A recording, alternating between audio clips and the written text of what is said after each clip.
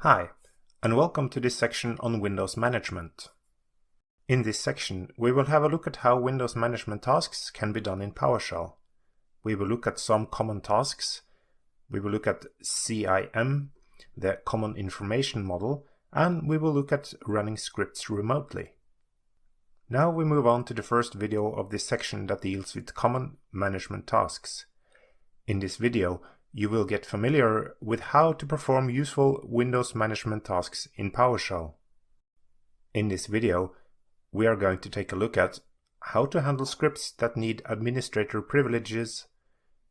We will work with the file system, have a look at services and processes.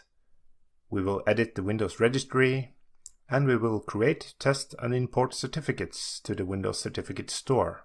Some actions I'm not allowed to do if I'm not running with administrator privileges.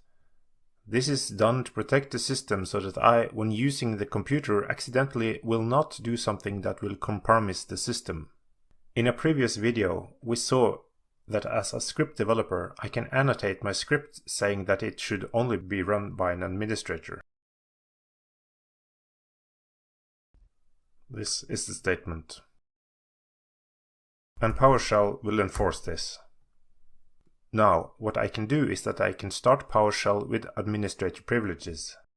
I can do this by right-clicking on the link and select Run as Administrator. It is important to notice that to be able to do this, I need to be in the local administrators group in Windows.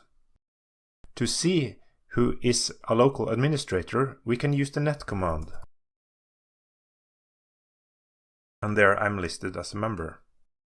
I can also start a PowerShell instance as an administrator from the PowerShell itself.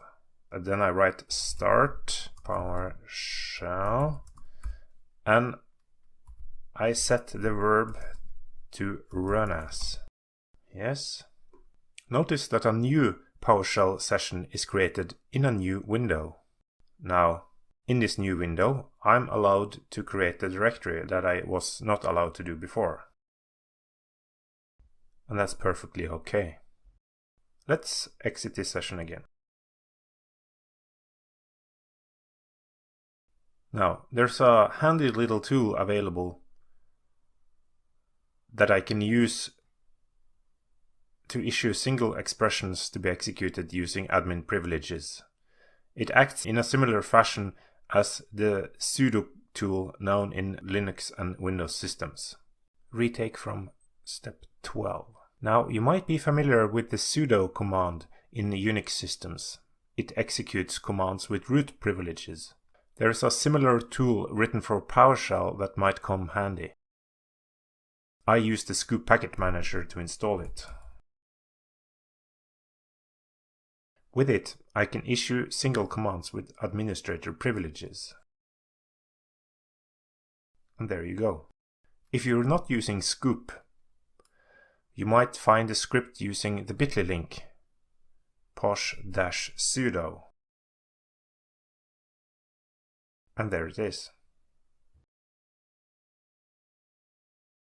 If you wish to programmatically take other actions if the user is or is not an administrator, you can add code for it. We can remove the requires statement and instead do a test. Here's a nifty little function that will do the same thing. What it does is that it calls .NET under the covers to find if the user is in the administrator role. So with this function, I can write an if statement. Or if the user is not an administrator, I can write the error message. Save the file, close, and try and execute it. Let's see. Oh, it's not test admin, it's test is admin. Let's try again. And there, the error message. You need to be an administrator to run this code. Now let's try again with the sudo command. And the script runs. Now, Another option is to use the popular Carbon module, which has a command for testing admin privileges. If I can spell it correctly. Oh, there it is. Let's install it. I need to be an administrator to do certain tasks. One of those tasks is to install modules that can be used by all users of this computer. So to avoid this, I can install it in the current user scope instead.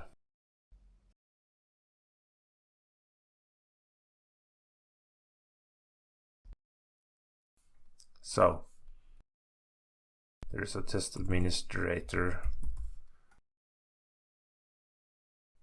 But first I need to import the module to the current session.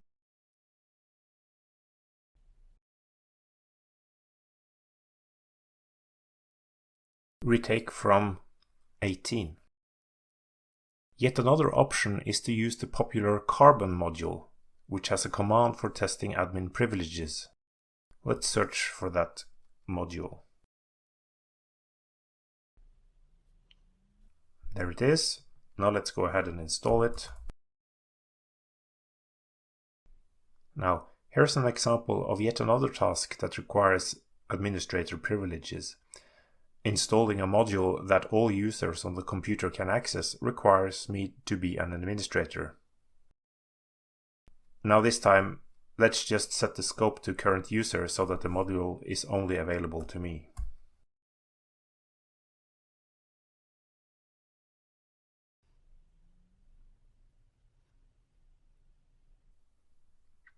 Now, here it warns me that this module contains a commandlet that will overwrite an existing command.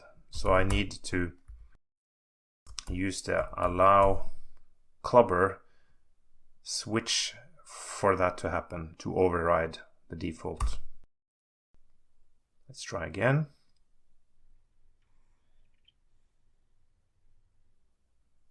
This time it seems to work. Now let's import the module.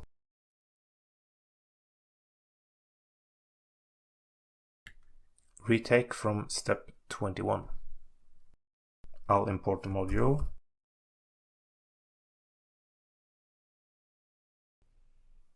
It's quite a big one, so it takes some time. Now I can use the test method.